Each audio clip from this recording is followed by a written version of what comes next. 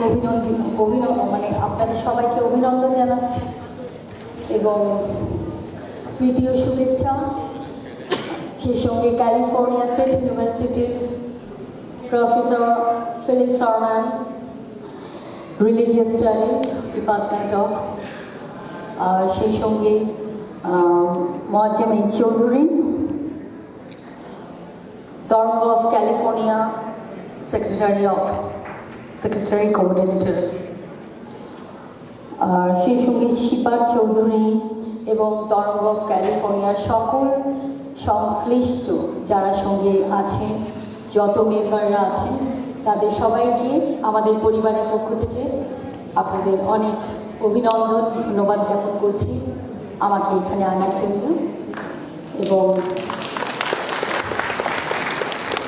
সেই সঙ্গে আমি অনেক অভিভূত যে California State University lectureship programme শুরু করলো তরঙ্গকে নিয়ে, বা তরঙ্গ ক্যালিফোর্নিয়া স্টেট ইউনিভার্সিটি শুরু করলো। এটা অত্যন্ত আনন্দের বিষয় এবং আমি চাইব কাজী নজরুল ইসলাম এভাবেই যেন সারা পৃথিবীতে ছড়িয়ে যান। এত বড় একটা অসাম্প্রদায়িক চেতনার কবি, সাম্যের কবি, মানবতার কবি, যেভাবে আমাদের বাঙালি সংস্কৃতি এবং বাংলা সাহিত্যে যে অবদান রেখে গেছেন, এটা মানে তার অবদানে আমরা বাঙালিরা যেভাবে ঋণী হয়ে রইলাম, এই ঋণ কোনোদিনই বোধহয় আমরা শোধ করতে পারবো না। আপনাদের আবারও ধন্যবাদ জানাচ্ছি আমাকে এখানে ডাকার জন্য। এবং আমার সঙ্গে ঢাকা থেকে, সুদূর ঢাকা থেকে আমরা এসেছি। আমি জানি না আপনারা অধীর আগ্রহ নিয়ে বসে আছেন আমাদের দেশের প্রিয় শিল্পী ফেরদৌসারার গান শোনার জন্যে। তারপর আমি জানি না আবার আমি বেঁচে থাকবো কিনা, বা আমি আবার আসতে পারবো কিনা, তার নিয়ে কিছু কথা বলবো, যেটা অত্যন্ত প্রয়োজনীয় বিষয়। সেগুলো আপনারা যখন সবাই মিলে কবিকে নিয়ে কাজ করছেন, সেই জন্য আমি এগুলো বলতে চাচ্ছি। আমার সঙ্গে এসেছেন ফেরদৌসারা, তার মেয়ে এবং তার আরেক বোন, ভীষণ ভালো শিল্পী ছিলেন বাংলাদেশের জান্নাতারার মেয়ে, এবং এসেছেন কবি রেজাউদ্দিন স্টালিন, তিনি নজরুল ইনস্টিটিউটের উপপরিচালক এবং সেই নিঃসন্দেহে একজন ভালো কবি। তিনি এসেছেন, তার স্ত্রী এসেছেন, তার এক কন্যা এসেছেন, আর আমার সঙ্গে এসেছে আমার ভাই বাবুল কাজী ওয়াইফ নাদিরা ফারজানা রুনা, এবং আমাদের পরিবারের 4th জেনারেশন, ওর মেয়ে, ওদের মেয়ে, ছোট্ট মেয়ে 1 বছরের কাজিয়া বাসা। আমরা সবাই মিলিত হয়ে এই অনুষ্ঠানে এসেছি এত দূর থেকে, অত্যন্ত আনন্দিত, দাদুর টানেই চলে এসেছি। এত বড় কবি, এই পরিবারে আমি জন্মেছি, একজন বলে গেলেন, নিঃসন্দেহে আমি ভীষণ গর্ববোধ করছি যে এখানে জন্মগ্রহণ করতে পেরেছি।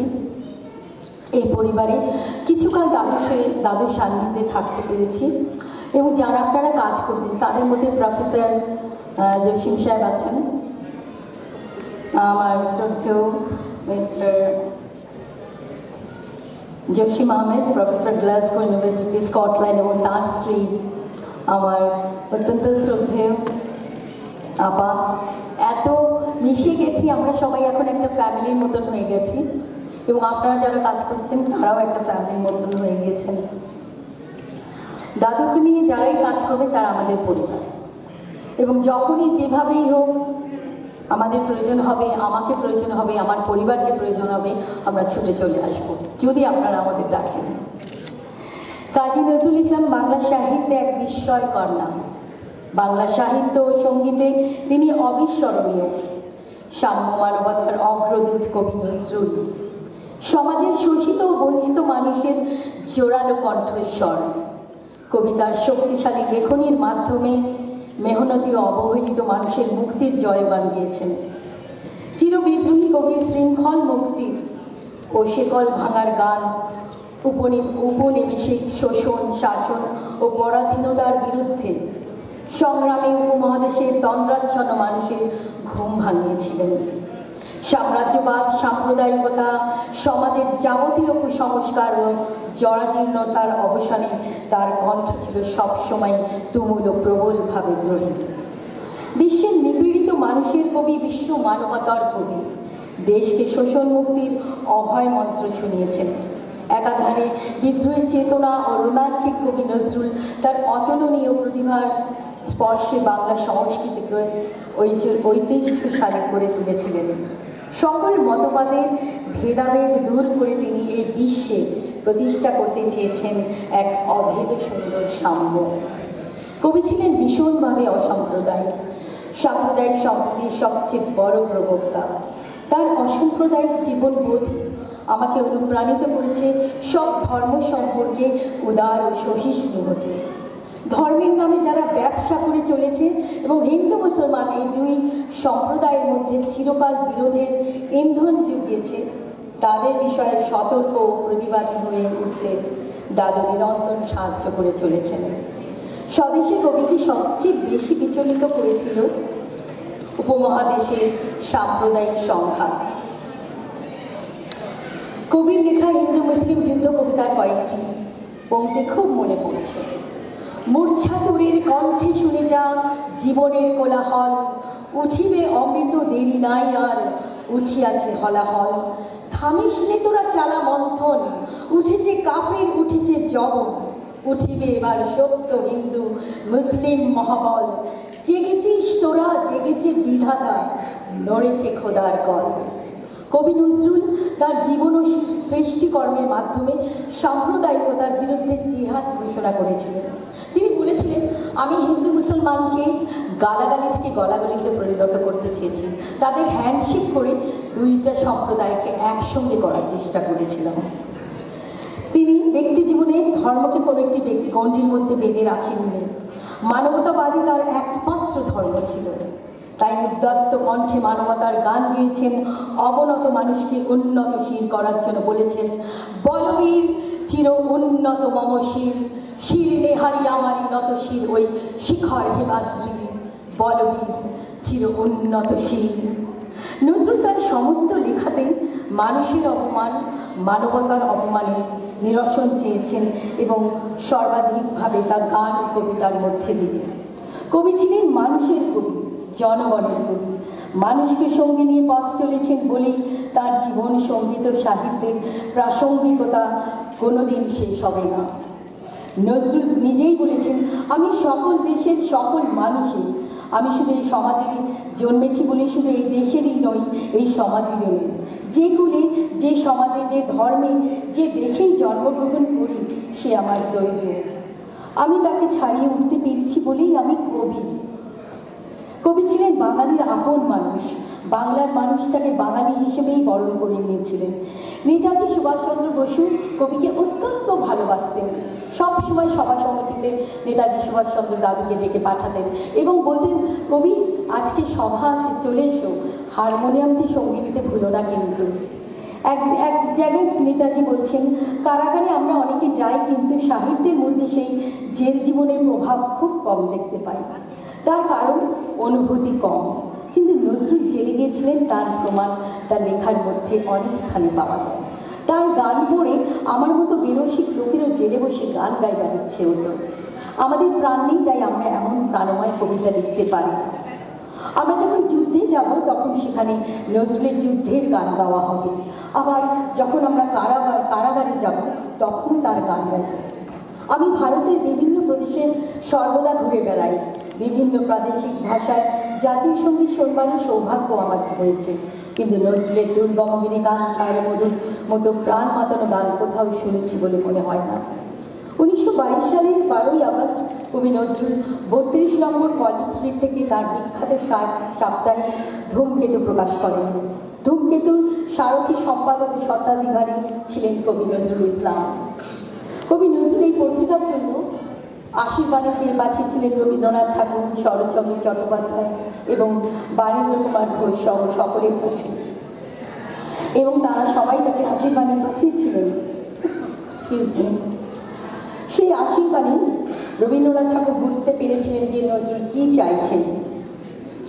তাই তার সবুজ পত্রে অনেক আগে তিনি এই নবযৌবনকে আহ্বান করেছিলেন। শক্তিমগ্ন বাঙালি জাতিকে যে যাবতীয় সংকীর্ণতা ও জড়তা থেকে জাগিয়ে তুলবে প্রবল ছাত্রতে, সেরকম একজনের কামনা করেছিলেন তিনি। আজ মরাদের ঘা মেরে তুমি বাঁচা, চিরযুবা চিরযুবা তুমি চিরজীবী, জীর্ণ ঝরা ঝরিয়ে দিয়ে প্রাণ অফুরান ছড়িয়ে দে তার দিবি, পাগলামে তুই আইলে দুয়ারে ভেলি, ঝড়ের মাতুল বিজয় কীর্তনে নেড়ে অট্টহাস্যে আকাশখানা ফেলে। সেভাবেই তিনি কাজী নজরুল ইসলাম যখন বাণী চাইলেন ধূমকেতুর জন্য, তখন তিনি লিখে পাঠালেন, বুঝতে পারলেন এই আমার সেই চিরযৌবন চিরযুবা। আয় চলে আয় রে ধূমকেতু, আধারে বাঁধ অগ্নি সেতু, দুর্দিনের এই দুর্গশিরে উড়িয়ে দে তোর বিজয় বেতন। অলক্ষণীর তিলক রেখা, রাতের ভালো হোক না লেখা, জাগিয়ে দেবে চমক মেরে আছে যারা অর্থ চেতন। কবি নজরুলের আরেকটি সাপ্তাহিক নাটক প্রকাশিত হয়েছিল, সেখানেও তিনি তার একটি বাণী পাঠিয়েছিলেন। ধরফাল বলরাম আনো তব মরু ভাঙা হল, বল দাও ফল দাও স্তব্ধ হোক ব্যর্থ কোলাহল। 1923 সালে জেলে গেলেন আনন্দময়ীর আগমনে কবিতা লেখার জন্য। বাংলা সাহিত্যে নজরুলই প্রথম কবি যিনি সাহিত্যের জন্য কারাবরণ করেছিলেন। 1923 সালে রবীন্দ্রনাথ ঠাকুর তার বসন্ত গীতির নাট্য উৎসর্গ করলেন এবং বললেন, যাদের জীবনে বসন্ত এনেছে নজরুল, তাই আমার সদ্য প্রকাশিত বসন্ত গীতি নাট্যগানে ওকেই উৎসর্গ করেছি। পবিত্র গঙ্গোপাধ্যায়কে বলেছিলেন রবীন্দ্রনাথ, আমি তাকে সমগ্র অন্তর দিয়ে অকুণ্ঠ আশীর্বাদ জানাচ্ছি, আর তাকে বলেও কবিতা লেখা যেন কোনো কারণেই সে বন্ধ না করে। সৈনিক অনেক মিলবে, কিন্তু যুদ্ধে প্রেরণা জোগাবো তো কবিতা। জেলে যখন কবি নজরুল অনশন পালন করছেন, জেল জুলুম স্বদেশী আন্দোলনে যখন যারা যোগদান করেছিলেন, সেই সময় জেল জুলুমের বিরুদ্ধে কবি 39 দিন অনশন করেছিলেন। সেই অনশন যখন ভঙ্গ করছিলেন না, তখন কবি রবীন্দ্রনাথ ঠাকুর উদ্বিগ্নতা প্রকাশ করলেন এবং বললেন, give up your hunger strike, our literature claims you. এবছরটা আপনারা সবাই জানেন যে আমরা 11 সাল থেকে এই 12 সালের ডিসেম্বরে শেষ হয়ে যাবে কবি রচিত সেই বিশ্ববিখ্যাত কবিতা বিদ্রোহী। এই বিদ্রোহী কবিতা তিনি লিখেছিলেন 3/4 সি তালতলা লেনের বাড়িতে, সেখানেই কবি থাকতেন কমরেড মুজাফফর আহমদের সঙ্গে। 1921 সালের ডিসেম্বর মাসের শেষ সপ্তাহে রচনা হয়। দোতলা বাড়ির নিচের তলে একটি ঘরে মুজাফফর আহমেদ ও কবি নজরুল থাকতেন। সেখানে বিদ্রোহী কবিতা রচনা করলেন একটি কাঠ পেন্সিল দিয়ে। তখন ফাউন্টেন পেনের ব্যবহার ছিল না, কলমের কালি ডুবিয়ে ডুবিয়ে লেখা হতো। অনেকটা সময় ব্যয় হয়ে যাবে বলেই বোধহয় তিনি একটা কাঠ পেন্সিল দিয়ে সারা রাত্রি থেকে মধ্যরাত থেকে একদম ভোর পর্যন্ত বিশ্বসেরা বিদ্রোহী কবিতা রচনা করলেন। আমি মাঝে মাঝে তখন বিদ্রোহী করে দেশের স্বদেশী আন্দোলনে লক্ষ লক্ষ লোক অনুপ্রাণিত হয়েছিল এবং স্বদেশী আন্দোলনের দলে দলে যোগদান করেছিলেন। যদিও তিনি আমার ব্যক্তি জীবনে নজরুল আমার দাদু, শৈশব থেকেই বিদ্রোহী কবিতা দাদুর সামনে পড়ে শোনাতেন আমার বাবা কাজী সন্তোষ আছে। আমি তখন এতই ছোট ছিলাম, বিদ্রোহী কবিতা এই যে পংক্তিগুলো, উচ্চারণগুলো, কথাগুলো, শব্দগুলো বুঝতে পারিনি, কিন্তু আমার মনের ভিতরে ভীষণভাবে আলোড়িত হতো। দাদুকেও দেখেছি, বাবা যখন তার সামনে বিদ্রোহী কবিতা আবৃত্তি করতেন, তখন দাদু কেমন যেন বিচলিত হতেন। আজও যখনই আপনারা বাঙালিরা, আমরা বাঙালিরা যারা বিদ্রোহী শুনি, তখন যত সমাজের ভণ্ডামি বলুন, মেকি, কুসংস্কার, এসবের বিরুদ্ধে আমাদেরও প্রাণের বন্ধনটি জেগে ওঠে, আবার বিদ্রোহী হতে হয়ে উঠতে ইচ্ছে করে। আমরা অবশ্যই বিদ্রোহী।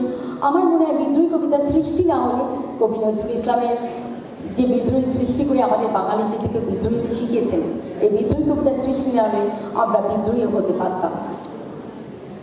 আজকে পৃথিবীতে যে অন্যায় অবিচার, এই ঝঞ্ঝাক্ষুব্ধ বিশ্বময় জুড়ে যে নাশকতা বিঘ্ন শুরু হয়েছে, এসবের বিরুদ্ধে আমরা যদি কাজ করতে চাই, তাহলে আমাদেরকে আস্থা করতে হবে নজরুলের সাহিত্য, গান, কবিতা এবং তার জীবনটা, সংগ্রামময় জীবন। এই জীবনটা আমাদের সারা পৃথিবীর নিপীড়িত সকল বাঙালির কাছে পৌঁছে দিতে হবে, আর সেটা অবশ্যই অনুবাদের মাধ্যমে। আমি চাইব যে ক্যালিফোর্নিয়া স্টেট অফ ইউনিভার্সিটি যে কাজ করছে এবং তরঙ্গ অফ ক্যালিফোর্নিয়া যে কাজ করছে, তারা যেন দাদুরের পুরো সমগ্র সাহিত্য, কবিতা যেন নানান ভাষায়, ইংরেজি সহ পৃথিবীর বিভিন্ন গুরুত্বপূর্ণ ভাষা যেন তারা অনুবাদের মাধ্যমে কবিকে পৌঁছে দেন সকলের কাছে, এবং অবশ্যই আমাদের নিউ জেনারেশনের কাছে পৌঁছে দিতে হবে।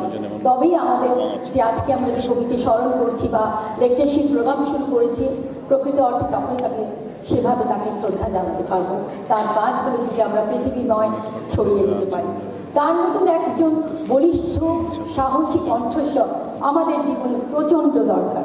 আমাদের আজকের এই পৃথিবীতে নানান ভাষায় নজরুলকে ছড়িয়ে দিতে হবে। নজরুলের যে জীবন, যে কবিতা, এই কবিতা যে অন্যায়ের বিরুদ্ধে সরাসরি বলতে পেরেছিলেন, মানি না কোনো আইন, যবে উৎপীড়িতের রোল আকাশে বাতাসে ধরিবে না, অত্যাচারের খর্ব কৃপান ভীম রণভূমে রইবে না, বিদ্রোহী রণক্লান্ত আমি সেই দিন হব শান্ত। আজকে কিন্তু এ পৃথিবীতে সেই ছঞ্ছা হয়ে যাচ্ছে, দাঙ্গা হচ্ছে, জাতিগত ভেদাভেদ রয়েই চলেছে। তাই আমাদের এখন সর্বোপরি একটাই বিষয় যে নজরুলের এই বাণী, মানুষের চেয়ে বড় কিছু নাই, নহে কিছু মহিয়ান, এইটি পৌঁছে দিতে হবে পৃথিবীর সব দেশের বিভিন্ন গুরুত্বপূর্ণ ভাষায় অনুবাদের মাধ্যমে। তবেই আমরা নজরুলকে পুরোপুরিভাবে শ্রদ্ধা জানিয়ে তার প্রতি আমরা এই কৃতজ্ঞতা প্রকাশ করতে পারব। আমি শেষ করছি, অনেকটা সময় নিয়ে ফেলেছি, মার্জনা করবেন। আপনাদের আরেকটা মজার কথা বলছি, আপনারা শুনে খুব খুশি হবেন। সবাই আমরা জানি দাদু খুব কষ্ট করেছেন, সারা জীবন তো কষ্ট করেছেন দেশকে ভালোবেসে, দেশের মানুষকে ভালোবেসে। তার মধ্যেও কিন্তু তিনি এত শৌখিন ছিলেন, আমি আপনাকে একটু আপনাদের বলে শোনাই কি কি পড়তে, জামা কাপড় পরতে এবং কী করতে। একটা মায়ের মুখে বাবার কাছে শুনেছি, একটা সাজগোজের একটা বক্স ছিল, সেই বক্সে দাদু অনেক সুন্দর সুন্দর জিনিস দিয়ে রাখতেন। তো দাদুর একজন সহচর, মানে দাদুর সাথে যিনি কাজ করতেন, নিতাই ঘটক সুরকার, আপনারা অনেকেই তার নাম জেনে থাকবেন। দাদু কি পড়তে ভালোবাসতেন শুনুন। গায়ে পরতেন হাতে ঝোলা মটকা বা বড়দের পাঞ্জাবি, শীতকালে পরতেন ছাই রঙের সার্জের জামা, পরনে 52 ইঞ্চি মার্সেডাইজ ধুতি, কোচাটি সবসময় মাটিতে লোটাতে লোটাতে যেত, পাঞ্জাবির উপর সিল্কের চাদরও, শীতকালে ময়ূরকণ্ঠী রঙের পাড়বিহীন শাল ও মাঝে মাঝে চৌখুটি দাবা ছকের মতন 2 রঙা গায়ের কাপড় থাকত। পায়ে দিতেন ছাই রঙের বা মেটে রঙের কালো বর্ডারযুক্ত গ্রিসিয়ান জুতো। কবি পছন্দ করতেন গোল গলা, 19 পর্যন্ত হাতা, সামনে বোতাম, ডিএন বসুর শঙ্খ মার্কা গেঞ্জি। প্রথম তিনি খালি মাথায় থাকতেন, কিন্তু পরে দেখেছি তসরের রঙের টুপি মাথায় দিতেন। দাড়ি কামাতেন জিলেট সেফটি রেজার ও জিলেট প্লেটে। কামানোর পর মাখতেন হেজলেট স্নো, তারপর স্নো মাখার পরে মুখে ফেস পাউডার লাগাতেন এবং স্নানের সময় তিনি ল্যাভেন্ডার গন্ধের সাবান পছন্দ করতেন। সবসময় তার একটা ল্যাভেন্ডারের কেক থাকতো বাথরুমে। আর আরেকটা শুনে আরও মজা পাবেন, পরে মাথায় দিতেন ল্যাভেন্ডার সেন্ট সাবান মাখতেন এবং ল্যাভেন্ডার সাবান দিয়ে গা ধোয়ার পর ক্যালিফোর্নিয়া পপি তেল মাখতেন এবং রুমালে ও গায়ে ইভিনিং ইন প্যারিস সেন্ট মাখতেন। আর খেতে ভালোবাসতেন লুচি, পরোটা এবং ডিম পোচ। এবং ক্যালিফোর্নিয়া পপি তেল সারাক্ষণই মাখতেন যখনই সময় পেতেন। আর চা আর পানের কথা তো বলাই যাবে না, সারা জীবন চা আর পান খেয়ে গান রচনা করে গেলেন। এক জায়গায় বাবা বলছেন যে ছোটবেলায় দাদু প্রায় গ্রামোফোন কোম্পানির রিহার্সাল রুমে চলে যেতেন বাবাকে নিয়ে। এই ঘরে মৃণাল কান্তি, ওই ঘরে আঙুরবালা, আব্বাসুদ্দিন, ইন্দুবালা, এরা সবাই গান করছে, হা হা হি, মানে মজা করছে। কিন্তু তার বাবাকে আমার বাবা খুঁজে পাচ্ছেন না। কবি এই ঘর ওই ঘর করতে করতে দেখতে পেলেন সবাই মিলে হাসাহাসি করছে, কমল দাশগুপ্ত, চন্দ্র সেনগুপ্ত, এরা সবাই। একটু দূরে দাদু একটা হারমোনিয়াম উপরে খসখস করে একটির পর একটি গান লিখে চলেছে। পরবর্তীকালে আমি আরেকটা বই পড়ে জানতে পেরেছি যে নিতাই ঘটক জগৎ ঘটকের কাছে বলছেন, আমি সবচেয়ে গান লিখতে পছন্দ করি একদম নির্জন মধ্যরাতে। তার যত সৃষ্টি ভালো ভালো তিনি মধ্যরাতে সৃষ্টি করেছিলেন এবং রোজার সময় রোজা রেখে গান লিখতেন, শ্যামা সঙ্গীত লিখতেন, মন্দিরে গিয়ে মন্দিরে কীভাবে তার অর্চনা হচ্ছে সেটি দেখে উপলব্ধি করে সেটি লিখতেন।